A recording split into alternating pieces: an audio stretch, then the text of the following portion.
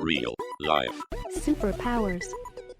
Whether it's because you're drawn to computer science and programming, or or because you end up in that career, there's a certain that job is all about problem solving.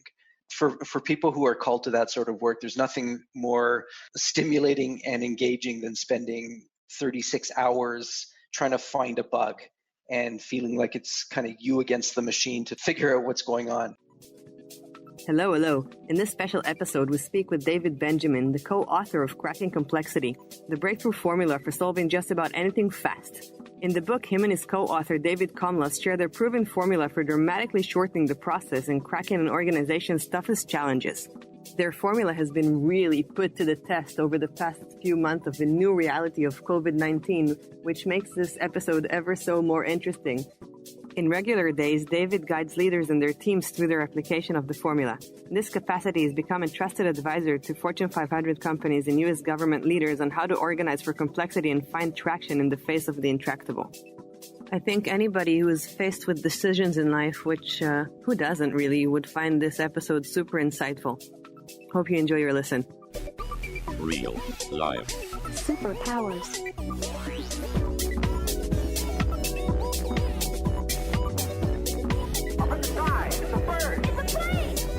Gentlemen, we can rebuild him.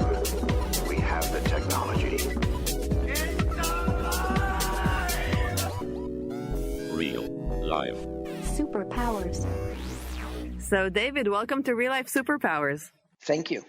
I gotta say, I have a conspiracy theory. I'm thinking that you just might be the person behind COVID-19. Why is that? Because your book, dealing with complexity and helping leaders in difficult circumstances, has come out basically at the peak of COVID, right?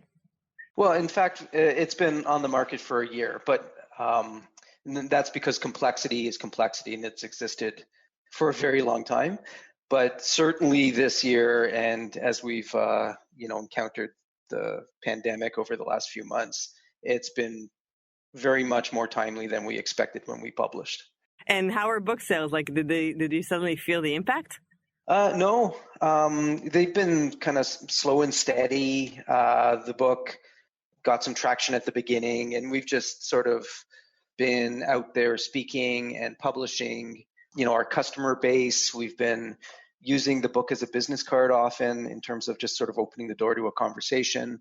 Not that we've heard in terms of any kind of peak over the last few weeks. It wouldn't surprise me, but we haven't heard that. Okay. And how did you end up writing this book? Was it to be a business card, or did you have a really strong message to share? I guess also both is probably a relevant combination. Yeah, I think personally and selfishly, this is something that sort of we always wanted to do, David Komlos and I, my business partner and co-author. I'd say that we felt we had an obligation to make some noise about what we were doing and how to approach really important business imperatives like developing strategy and executing on key plans and key projects. We feel that we have a way that is better, faster, stronger than sort of traditional approaches, and felt an obligation to let people know that and to give them an alternative to, for example, traditional consulting. What was the first thing you did? When you start a book, what do you do? Well, interestingly, because we were writing about something that we've been doing for so long, so personally, we've been working very actively with the formula that we talk about in the book since 2002. I feel like the book was mostly written before we sat down to write it. It was very much in my head. The stories we wanted to tell, the insights we have, the steps in the formula.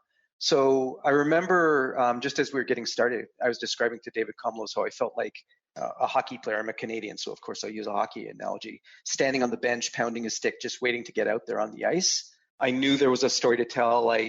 We could tell kind of the structure of the story we wanted to tell, and it was just a matter of just putting pen to paper and letting it come. It was there for the taking. And how did this formula evolve? Did it come out of a personal pain, or did you work with organizations and sort of structure it through experience? Yeah, we acquired the rights to a methodology back in the early 2000s which if you sort of look at the 10-step formula, 3 of the steps, 7, 8, and 9, really reflect that methodology. But we were bringing something that was very different to market. We were dealing at a time when complexity wasn't part of every executive's lexicon. It was something that sounded as abstract as systems. So we really had to kind of create a market. And as we started to work with some of the companies that could hear the music early on, we got to sort of apply the methodology as we inherited it, and then enrich it and expand it and sort of localize it to the American market, which is very different from Europe, where the method was first being used kind of in the late 1990s. And how did you find out about that method? Well, it's interesting. David Komlos and I had both been working in a company kind of riding the .com wave in the late 90s.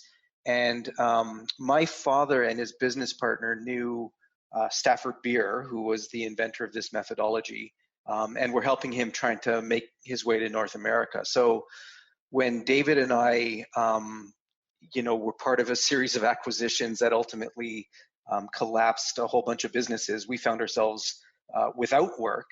And I went and took a job to feed kind of my young family, and David went out to do what entrepreneurs do and look for his next thing instead of jumping into something.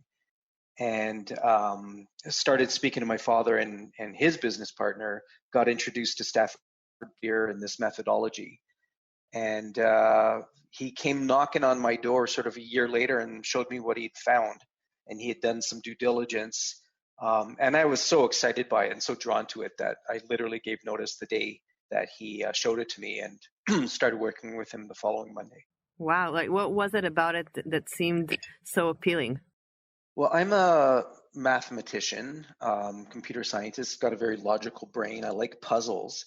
And what he showed me was some geometric shapes that are used as a network architecture for what we do, a way of organizing people so that they're optimally connected to each other.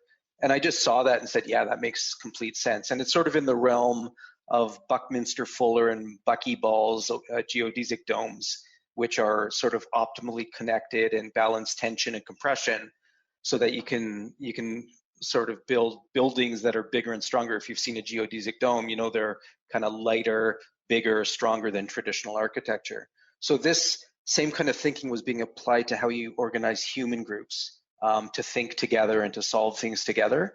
And as I said, it just made perfect sense to me that would work.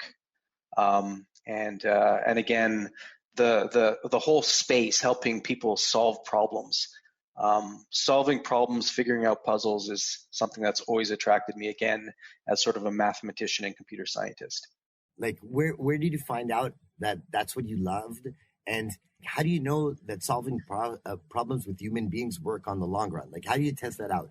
Well, I mean, again, we're helping organizations, we're helping leaders deal with their problems almost whenever we do this. So it's really a matter of hearing what they tell us afterwards. And what they'll tell us is when they apply the formula, they get great solutions, very good solutions, maybe better than they would have otherwise, maybe not, but they get them in days or weeks. And what they characterize as the most important thing is that there's a critical mass of people who've kind of co-created those solutions and are really eager to make it work and make it happen. So execution is far greater than what they experience when they do sort of the traditional 18-month consulting project, and it's faster and it's cheaper. So we hear from them about their successes. We keep in touch with them over the years, and they'll still refer back to the work they did as a turning point kind of 3 years later. But David and I have never really been satisfied with that, and we decided, more recently that we need to be using the formula more on ourselves and some of the key business decisions we were making. So, for example, when we wrote the book, the last thing we did before publishing the book was put it through the formula with a group of people and invite them to give us the critique and edits and changes that they suggested. And it worked. It created a book we thought that was much better, and we made those improvements over the course of a few weeks. These are brilliant people, big companies. And you think that they would know how to find these problems and think of different solutions, maybe not the best solutions like you think of, but like, how do you explain that? We've had it explained to us a little bit because we're always curious about that as well. We know that the formula does something very powerful, which is, again, to get a large group of people really aligned and mobilized around an answer that they've created. And when they've created it, they believe in it. And nobody likes to be wrong either. So once people have said that that's the solution that's going to work for us, they work like hell to make sure that it does work, to prove themselves right. So we have been told that, for example, in a very large company with a strong reputation for innovation, what we thought was the benefit of this formula is what I just described. But what we were told by one of the executives is that sort of their Achilles heel is how smart they are, how many smart people they have in that executive boardroom table when they're trying to figure anything out. And because they have so many smart people, they can't decide anything quickly. Everybody's got a strong opinion, everybody's right, everybody's smart. So it takes them a very long time to land a solution. It's not that they can't do it, and it's not that several of them might have the right solution. It's kind of convincing each other about what needs to be done. So we were told the value proposition for them when they work with us is the speed at which we force those people through the process of making a decision. We do that in days, 3 days with them. And normally he said that would take us 6 months. And maybe the objectivity as well. Because, there's political dynamics and, you have to give the executives, the respect. And when you come, you're like an objective. Does that have anything to do with it? Yeah, I think that's really key. We are completely neutral. We don't come with a point of view, and we'll often tell the people we work with, your people are the experts. We're not the experts. And they're used to the experts coming in who know their industry, know their problem type, and, do the research and then tell them what to do. We say that's not us. Your people are the experts. The talent in and around your organization, they know the answers. But what you're not good at that we're good at is getting all those people together and figuring out the answers quickly and effectively. And what's the biggest challenge to implementing? Because these are people, right? And you're a tech guy, right? So I'm interested. It's really easy to implement on a computer, right? But people are people. So like, what was the biggest challenge in implementation? Well, again, as you just said, as a computer programmer, I understand that when you're trying to have a computer do something, it's a matter of giving it a set of instructions and it will follow those instructions. So that's kind of what we call a complicated problem. It's a completely deterministic system. Getting a computer to calculate something, that's a complicated problem because you just have to go through a series of steps to get to an answer. Human groups are anything but deterministic. The dynamics are very complex, a lot of moving parts, a lot of opinions, a lot of sort of personalities and styles to deal with. And so that's why you need a formula that will sort of systematically break people down, bring them together, align them and unify them on a set of answers they believe in. And it really is like, it's not us, it's a formula, it's almost an equation that we execute with a large group, an algorithm that we run that takes them from point A to point B systematically. And do you have to do a lot of convincing to get them to even spend time trying to align to this formula? Yeah, absolutely. I mean, the convincing is really with the sponsor at the beginning because what we say sounds too good to be true. And it's really only in their conversations with people who've done it before that they start to believe that, hey, maybe this will work. I'll give it a try.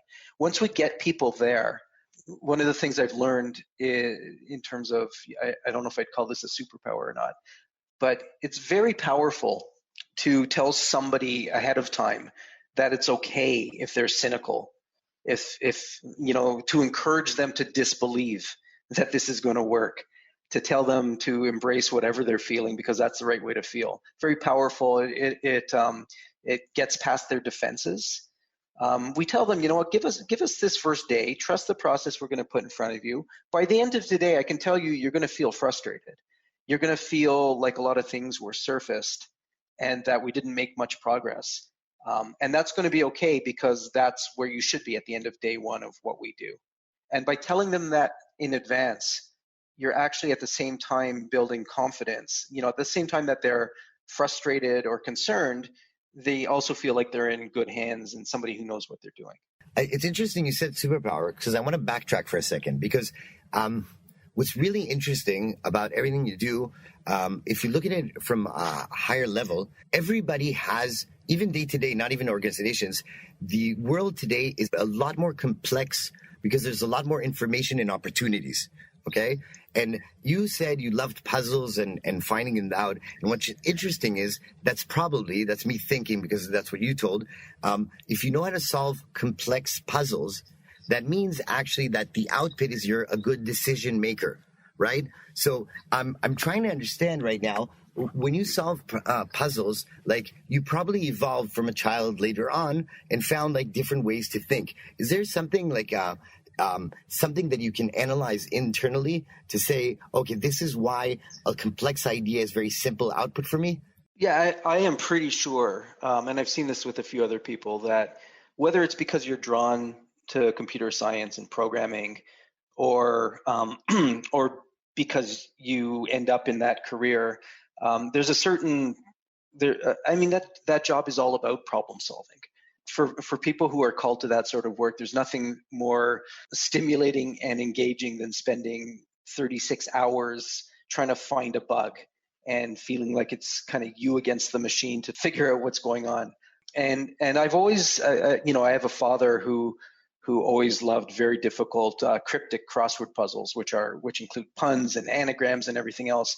So as a child, I was always sort of by his side, learning to think that way and learning to kind of approach problems with a different lens, to expect the unexpected, to trust that as you stare at something and think about it for a long time, something is going to emerge. Answers don't just come the first time you try. It's about the perseverance of really digging in and committing yourself to finding an answer, and then trusting that it will come, trusting that your brain is far more active and creative than even you give it credit for, if you kind of give it the time to marinate in a problem. So like this is really interesting. I'm wondering, once I talked to a well-known data scientist, and when I asked him a similar question, she said, I'm actually not good at analyzing information, but I'm really good at asking questions. So I'm wondering, like the idea is knowing what to ask to get to what you're solving, or is it more solving the puzzle in front of you? Yeah, that's a great comment. Because sometimes it's obvious what you're solving, and if I use the example of a crossword puzzle, you don't have to ask yourself, okay, what's the task here? You know what the task is. But when we talk about the formula, the second step in the formula is actually about formulating the right question. It's very important that as soon as you're trying to solve something with someone else in particular, that you be aligned on what it is that you're trying to solve. Because I've seen far too many times when people think they're speaking the same language and going after the solution to the same problem, and they're not. They just haven't sort of articulated the problem to each other. So that second step in the formula is about writing a really good question that makes it clear what you're trying to solve for, makes it exciting to solve for it. So I think as an externalized process, when you're working with several people, that's a really important step to formulate the question. And even I think when you're sitting alone and trying to figure something out, a good way to kind of retreat from the churn of trying to solve is to ask yourself, what is the question I'm trying to answer here, and confirm with yourself that you know what that is. On that sense, so when you started with the crossword, the cryptic crossword puzzles, which I'm really intrigued to see one, because I don't know what a cryptic crossword puzzle is. And I'm also Canadian, so I probably read the same papers as you did. So Globe and Mail has one every day. Okay. It's probably my dad thing. He wasn't interested in that at all. But on the dad side, was it like, did you feel you were good at it, or was it fun for your dad to do it with you because he was good at it? Did you get good feedback? Like, how did you get that thing that you got passionate about it, or was it a natural thing? Like you saw it and you like fell in love with it in the same second? Yeah, it's hard to remember. I'd say part of it is anything that you do with your dad, whether you're throwing a baseball or sitting and reading or whatever it is. you're sitting with your role model, and that role model is doing something, and you want to be capable of doing the same thing. But there was also this element of these really interesting puzzles. And again, if you ever look at a cryptic crossword, a good one, and I think they're British in origin, so they're very, very twisted kind of puzzles, and every question is different. You might be looking for a pun or an anagram or all sorts of other crazy things. It just bends your mind. And if you go into that expecting what the pattern is that you're looking for, you won't see the pattern. But if you somehow just kind of soften your expectations and create the conditions for something to pop that you're not expecting, to me, that's the key. So you don't know what lens you have on until something starts to emerge for you. There's some really good books that have been written about breakthrough thinking. And a lot of it is sort of retreating from false starts and trying to set aside your biases and your assumptions as you kind of look for something magic happens in your brain. It just pops. Okay, so that passion, but so that's really obvious why starting out on the tech side. But then I'm intrigued because from my experience, I noticed that there's a differentiation between someone who's very tech oriented and business oriented. And I know you say to yourself you're not a business oriented person, but that's impossible because you have that attribute as well. But I'm wondering if I'm a tech person out there, okay, and an entrepreneur that's on the tech side, and I want to move that scope to something where you are taking those tech capabilities but putting it into a human process and not into a UI or SaaS or anything else. Okay, what would you advise to them to go there, because they all would feel self-conscious actually getting out of their comfort zone, right? Yeah, I would say that, first of all, if you're not passionate about something, and if you don't believe it's going to work, you've probably heard this said 100 times before. It's completely true. If you don't have passion for it, if it's not fun, if you don't believe in it, then I think you're going to spin your wheels for a long time trying to convince other people. So first of all, sort of make sure that what you're doing, what you're thinking about doing, is something that you could do for the rest of your life and be happy. I like to think about the things that, when you're doing them, you don't notice the passage of time. So it's different for everybody, but for me, it was reading and solving problems, where I'd look up, and when I was in university working on programming assignments, I'd look up and it'd be 3 a.m. and I'd been working on it since 8, and I hadn't noticed, and I hadn't eaten, I hadn't had anything to drink. And when you find that thing, like if you can find that in your work, in the thing you're trying to bring to market, in the business you're trying to start, you've got fantastic chance for success as far as I'm concerned. But it's very hard to engineer success. It really is about sort of, I like to think of planting things in my head, putting the pieces together later, but noticing the individual components as you go, things you want, things you see, things you observe, and trusting again that as you begin to put the pieces together, things are going to coalesce around the real answers. Again, it's being very fluid in your thinking, not being very patient about emergence. The best way I can kind of describe it, I don't know if there are these patterns on a page, and you have to stare at them. You know what I'm talking about? And there's a technique to staring at them. And if you try to force it, you can't possibly see the image. You have to just relax your eyes and sort of set aside what you think you're looking at, and then an image will suddenly emerge for you. To me, that's what navigating, an entrepreneurial exercise is like. You gotta kind of let it come and trust that you'll see it when it's ready to be seen. And sort of something almost spiritual about silencing a bit of thoughts down and letting some deeper wisdom surface. And you were also talking about geometrical shapes and formulating this. And it doesn't sound like a formula from an angle of sheer math. It sounds like formulating something to be more connected to deeper roots and deeper wisdoms, so that people can sort of connect through a more common ground. Does that make sense?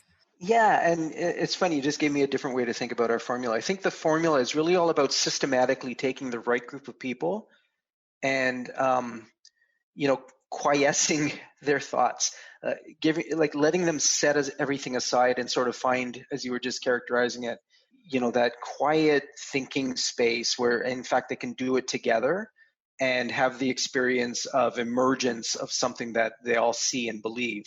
But again, not by forcing it, by sort of step by step making your way towards it. I kind of like thinking about it that way. I think sort of letting go and tapping into some sort of collective wisdom when people stop hanging on to their opinion and sort of ease back into something maybe bigger than themselves. It's like your brain waves, there's brain waves that are different when you're relaxed. And when you're relaxed, you also become more creative. So I think maybe through your formula, you're sort of helping people tap into that. Yeah, quick story, a quick analogy. I don't know if you've seen or participated in dragon boating, but these long boats with a whole bunch of people on them and a drummer beating a drum. One of us has. One of you has. Okay, so I mean, that was an amazing experience for me. I did it with the office one year, and you have to go from being an individual rower to sort of setting aside your individuality when you're on that boat, and falling into a rhythm with the entire team. And we weren't particularly good, throughout our training as a team. But as we got into the competition, we actually got a drummer sitting at the front. And as that drummer gave you the drum beat, it really made it much easier to fall into a pattern with everyone else, not notice your surroundings anymore, just kind of feel part of a collective that was focused on a goal.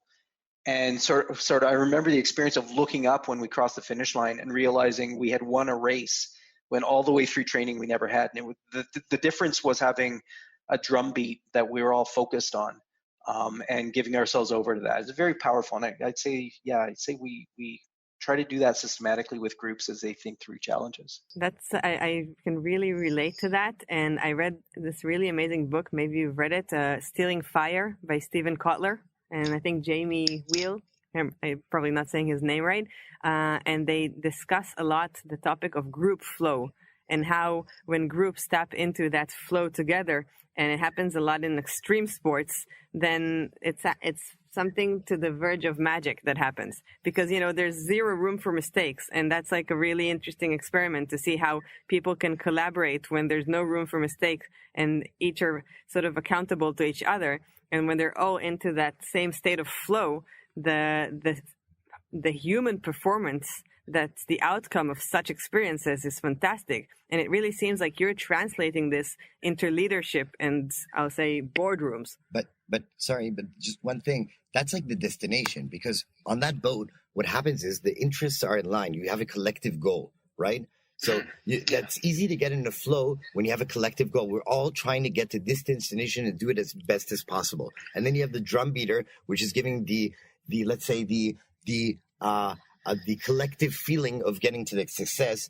And what you said before about an entrepreneur putting them together, I just want to get stung on that for saying, because Steve Jobs said that oppositely when he talked to college students. He said, in hindsight, getting out of school and doing the fonts will help me make that company. But probably he had not that certain plan, but he collected those things because he knew we were like a larger destination. Connecting the dots. And then if I'm putting it into the context of what you're doing, and this is more of a question, sorry, I'm talking as factual, but what I'm interested is, I think that putting like, part of what you're doing is that you know already the solution or the area of solution, and you want them to go through the whole journey so that they can explain to themselves that they're in the right place and they made that decision together, and then they can go and row that dragon boat together with the drumbeat.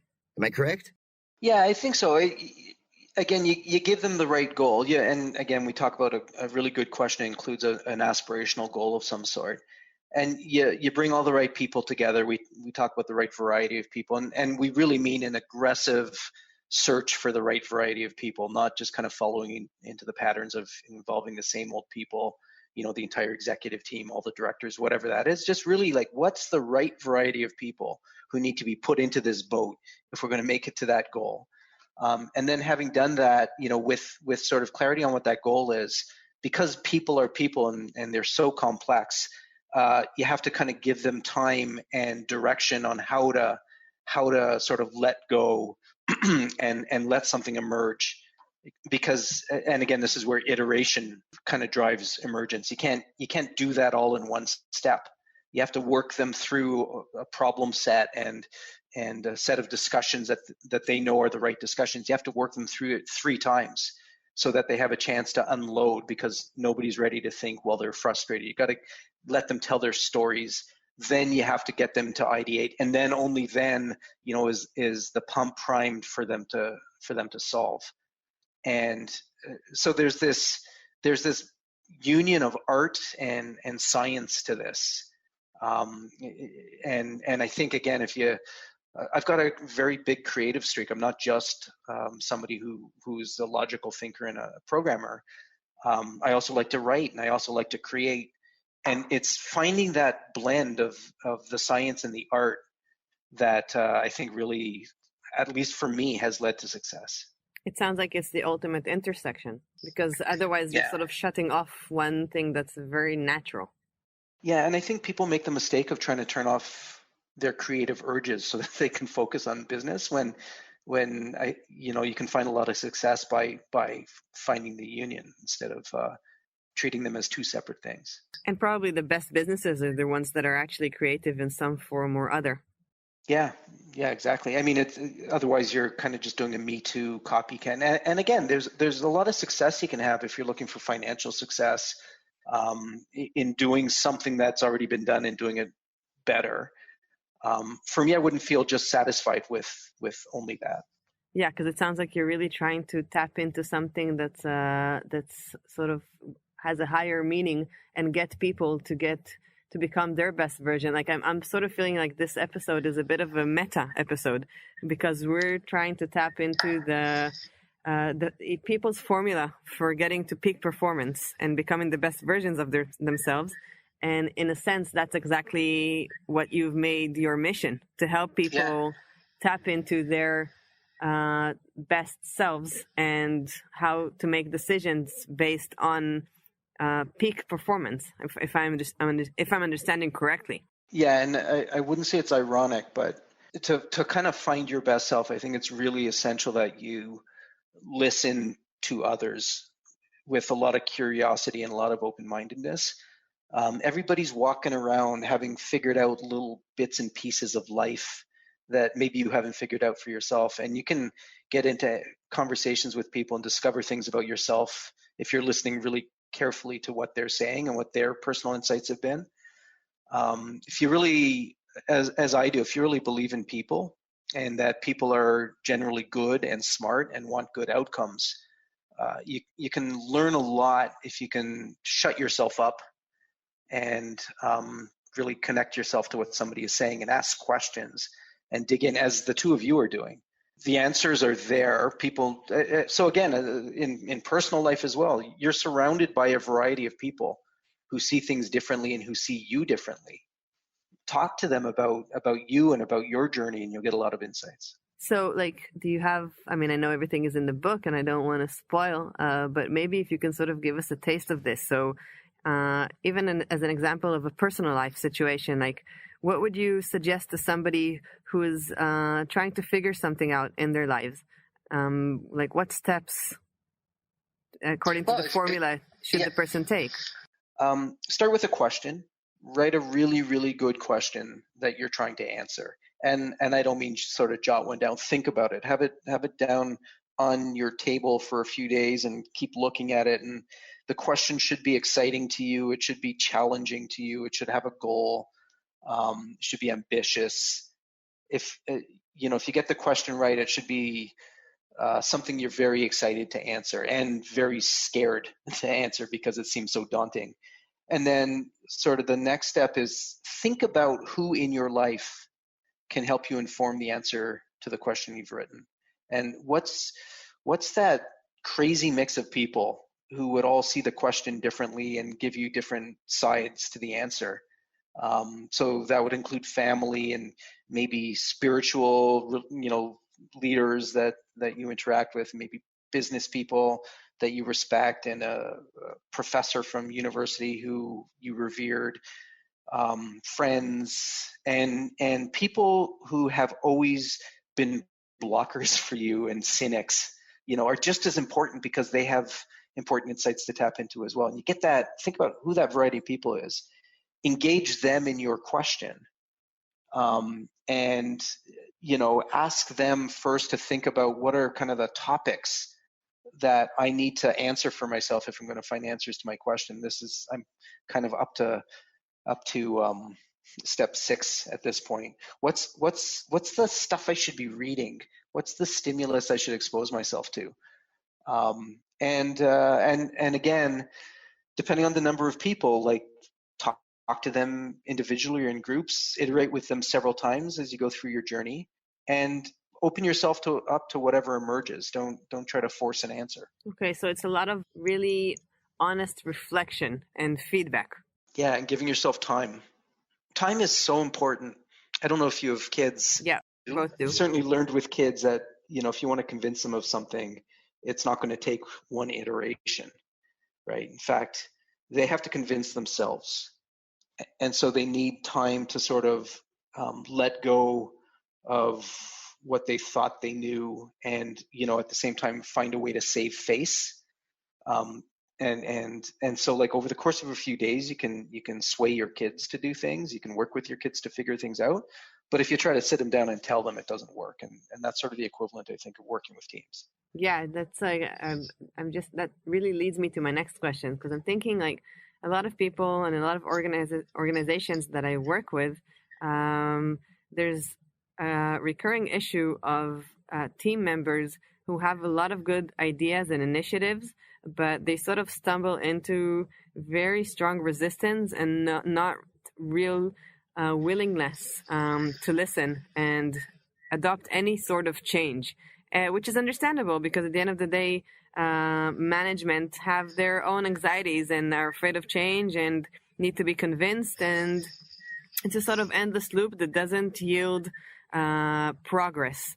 And I'm sort of thinking, what would you suggest in such a situation, either to a junior in an organization trying to push forward an idea, and also maybe just in general, like, how can a group or a startup sort of become more open when some people within the group are just like very stubborn? Yeah. And again, without sort of applying the full formula, it's hard to get people into an environment where they understand that they're there to collectively solve something, and that they should set aside, what they believe, what they know. Where, again, if you get them into a proper setup and encourage their resistance as a form of contribution, not necessarily resistance, but make them a critic. So we use behavioral roles as an example when we're in meetings. And so you can set up a meeting of 9 people and have 6 people be members of the meeting who are tasked with answering a question or figuring something out. And those 6 people, collectively are there to kind of talk something through and find answers. But take the other 3 people, and rather than making a group of 9 people who are all equally members, make those 3 people critics. And when they are critics, what they have to do is listen to the 6 members talk for 10 or 15 minutes. And they're not allowed to say a word during that time. But at the end of that 10 or 15 minutes, tell them you're going to give them the floor. And you're going to give them 1 minute each to critique what's going on in front of them in terms of the members' conversation, what they're talking about, how they're talking about. Hear their critique, force the members to listen to it without responding. Hear their critique, then ask them to be silent again and go back to the members. And you'll see the members start to evolve their thinking based on the feedback they just got. Do that again, 10 or 15 minutes more conversation, back to the critics the second time. And when you set up a meeting that way, you change the natural habits and behaviors of people. So if you take that cynical person who's just naturally resistant and put them at the table and ask them to be creative and constructive with the rest of the group and hear from other critics, they'll start to feel like they can suspend their own doubts and their own critical minds and just get into the conversation because someone else is taking care of the critiquing. Or you make them critics and you make it a constructive role for them to play in the conversation. And they feel heard and they are forced to listen. And again, you're changing their dynamic. So little things like that can make a big difference. Like, I feel there's a big superpower here. Like, you're always saying that you're a tech guy. Like, you haven't used one acronym or a high level definition, which is clearly a characteristic of someone who's very tech oriented. So, like, I'm wondering how do you, like, you're articulating like super not a tech guy. So, like, I'm really interested in that for a second. How do you do that? I think a lot of reading. So even when I was never fully a programmer, if you know what I mean. I was good at it. My brain was fully engaged when I was doing it. But I've always had a very curious mind, and I've always done a lot of reading. And I think you might be assuming I mean business books and how-to books, and never. I never read any of those kinds of books. I was a big reader of science fiction and fantasy, and historical fiction for some strange reason, because I hated history in high school, but I love reading about historical stories and things like Genghis Khan and Julius Caesar. And it just gives you a different vocabulary and a different way of kind of expressing life. So, on the one hand, you've got the mathematical brain, and on the other hand, you have the brain that's drawn to literature and reading and ideas. And I believe a lot of language skills come from just reading, if you're reading the right books, and talking and having great conversations with people. If I read The Hobbit and I'm a tech guy, that's it. I'm done, right? I think you should read The Hobbit and maybe a few other things. But, just to give you another example, my daughter, I've got a daughter who's 11 now, and we actually have two older daughters as well. So she's quite a bit younger than her two older sisters. But since she was born, whenever we watch TV, we have closed captioning turned on. So all the TV watching she's ever done has come with like words at the bottom of the screen that are showing her the spelling and the actual words being used. And so sort of you're being entertained at the same time that you're learning, and you have no idea that you're learning. To me, like, there's a lot to that. There's a lot of development in activating reading, as a core skill, just like listening, and just like kind of puzzle solving. Like those are three different things.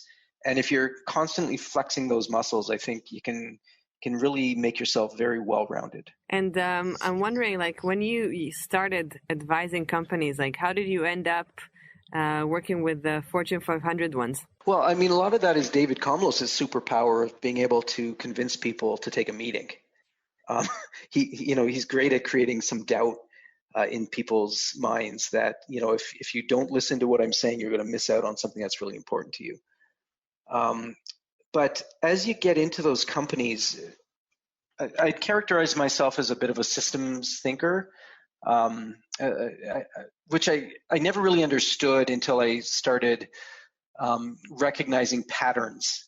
When you look across industries, because we work across industries, when you look across corporate cultures, when you look across the geographies you work with, you can see patterns.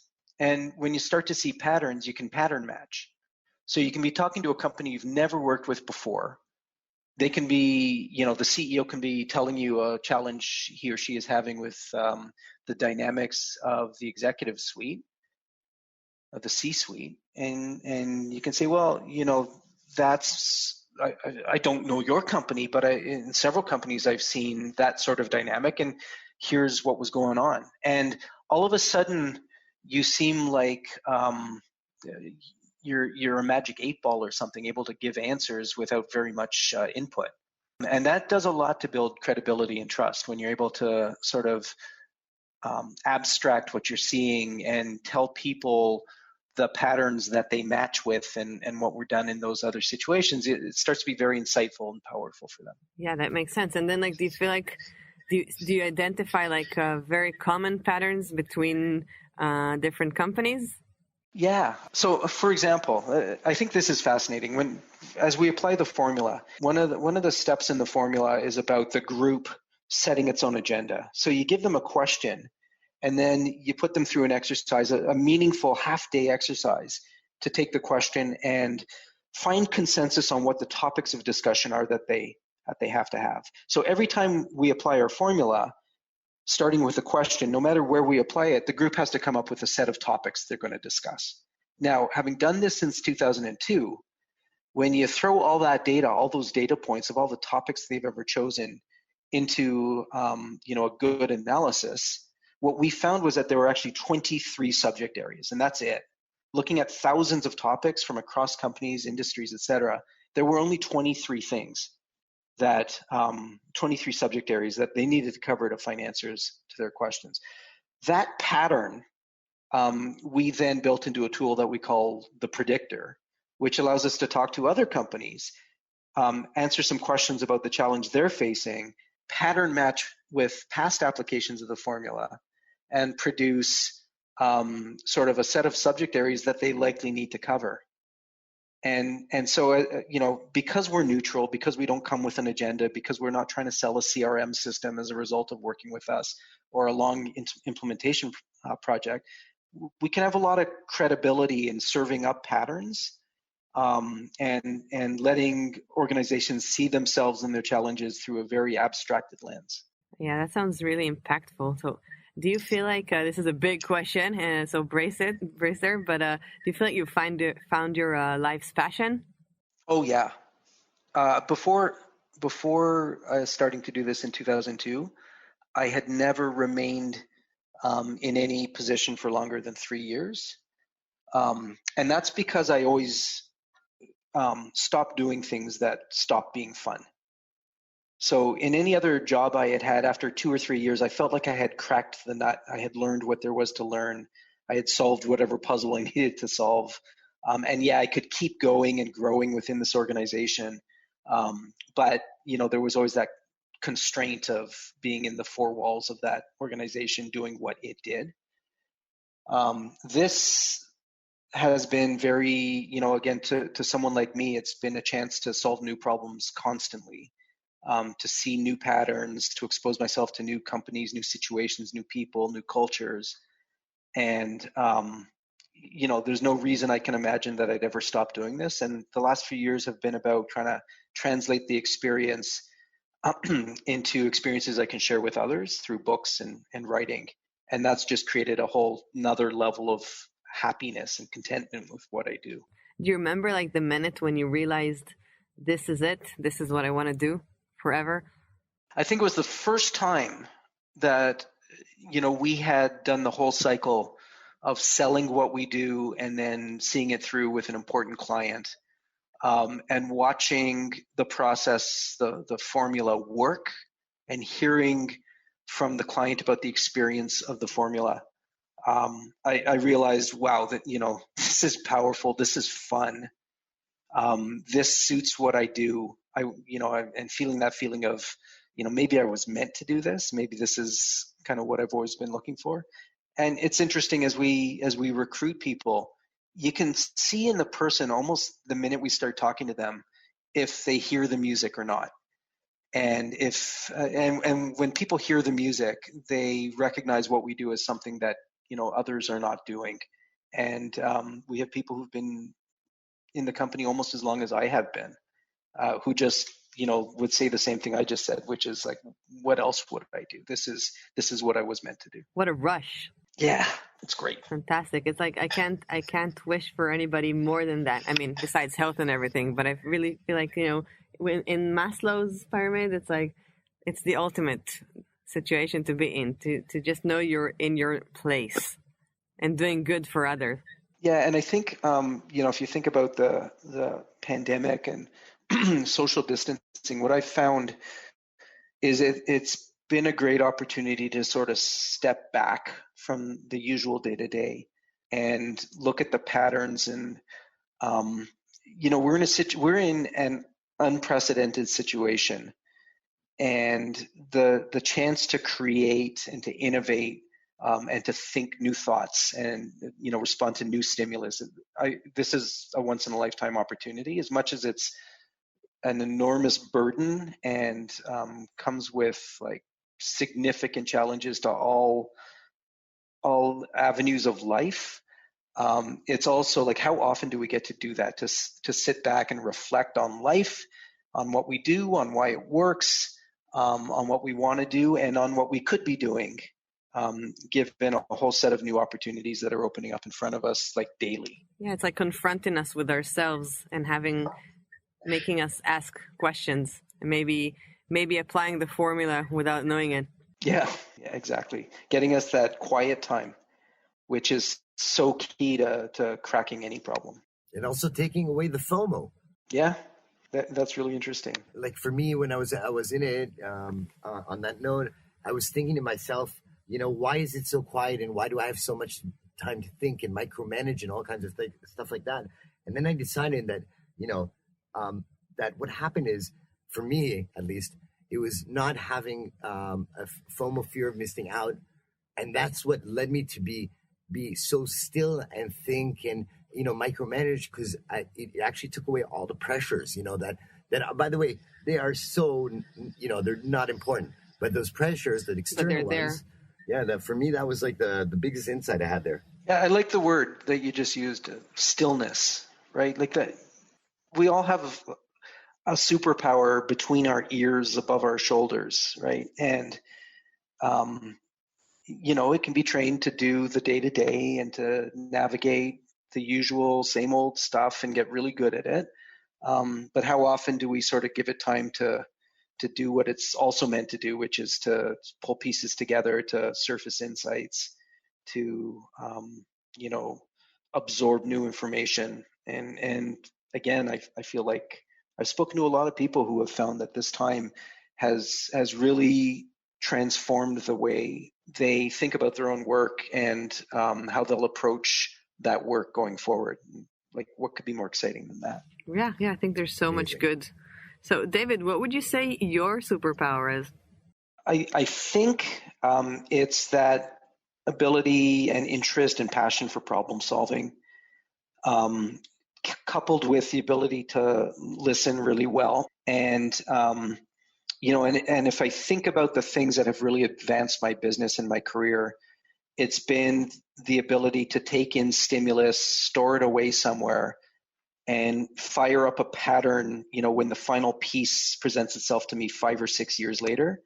Just kind of having your brain ready with all sorts of different kinds of information, so that when the last piece of information enters, you can suddenly see what it is you've been trying to see. I think part of that is how you're born, and some of that comes from doing the right things, like reading and going through a computer science training and learning to apply logic. And then the other side of me is the expressive, again, curious, but wanting to be able to share what I'm hearing and thinking, and finding the voice to do that effectively. That probably was always a power, and I think has become more of a superpower, just through the practice of writing, continuously writing. And maybe I'll add that another superpower is helping hone superpowers and helping others find them out. Yeah, that's a lot of fun, and it's a different challenge altogether, because then you're dealing with what worked for you and trying to apply it to people who are wired differently and trying to help them find what works for them. Yeah, I can totally understand. It's in a very different sense what we're sort of trying to tap into by doing this podcast. So, just speaking to you, that sort of makes me understand a lot of things, and just how much it's exciting to figure out a path to your inner self. Yeah, good. I'm glad. And then, like, the inevitable question: what would you say your kryptonite is? Because I am so stubbornly optimistic about people and circumstances, I don't like being let down. I don't like it's not crippling. It's not kryptonite in that sense, but it really hurts to have your assumptions about people betrayed by their behavior. It doesn't happen a lot, not enough to kind of throw a wrench into your belief in people. But when it does happen, it probably feels like Superman feels when encountering kryptonite. So are you working through that? Yeah, you just stop surrounding yourself with people who let you down. And I think, so for example, when you're recruiting, I think you can pattern match and you can really trust instincts that you have about the person in front of you. Not fully, not exclusively, but when you sit down with somebody to start to talk about them and how they might fit in your organization, if you have this nagging doubt that there's something off that's not going to work, I think as you get deeper into your career, you begin to recognize that you can just trust that. Yeah, which is like, again, what you do at the holistic level anyway. Yeah, exactly. So, David, where can people get a hold of your book? It's available on Amazon. You can come to our website, syntegritygroup.com. There's links to all the different ways to buy the book, and there's also links to a lot of articles. We've been very actively writing, we're Forbes contributors, actively writing about some of the kind of new thoughts and insights that are happening for us as we go through the pandemic. I think you can just look at the headlines and decide which articles are interesting to you. There's a lot of interesting stuff that I think we're thinking about, but we're also interviewing a lot of interesting people and continuing to stimulate ourselves with their thoughts. So I think there's probably something for everyone if you just go visit our website. Well, I definitely advise that people do. Do you have any final message for people now going through COVID and maybe could somehow make use of the formula? Yeah, I think don't lose hope. Be stubbornly optimistic about the opportunities that are available to you right now. Give yourself time to think. Pay attention to the things, to the silver linings, to the bad habits you've broken as a result of being forced out of them. And don't let yourself revert to who you were before this. Because I think it's been a time of very positive change for people if you're open to that. And the last thing I think you want to do is just go back to normal. What wise words to end this with. Thank you so much for taking the time to talk to us. Oh, it's been my pleasure. And I hope maybe we can do this sometime again. Thanks for your time. Anytime. Thank you so much. Okay, thank you. Bye-bye. Bye. Real life. Superpowers.